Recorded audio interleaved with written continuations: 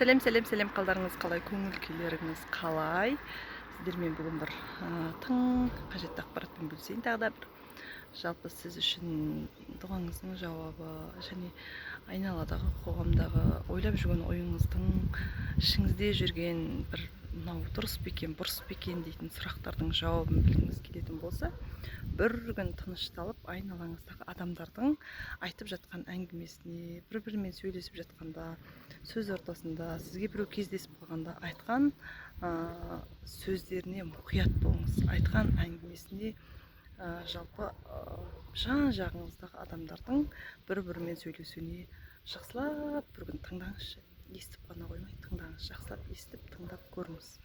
Сол кезде жалпы сіздің өзіңіздің ішкі ойыңыздағы, ішкі сұрап жүрген, ішкі ойлап жүрген ойларыңыздағы жаңағы сұрақтардың жауабы табылады.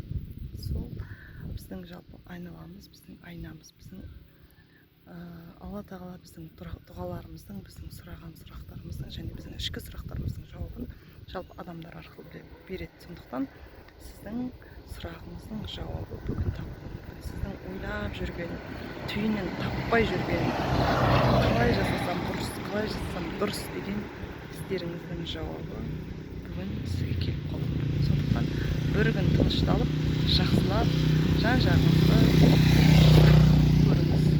Тыныш отырып, ештеңе айтпастан, біреулердің кім не айтып жатыр, жалпы қандай нәрсе айтып жүр, соны тыңдап көріңізші. Сіздің тұлғаңыздың, сіздің ойыңыздың, сіздің істейін деп жүрген істеріңіздің жауабы шығады. Сондықтан эксперимент жасап көріңіз, пайдалы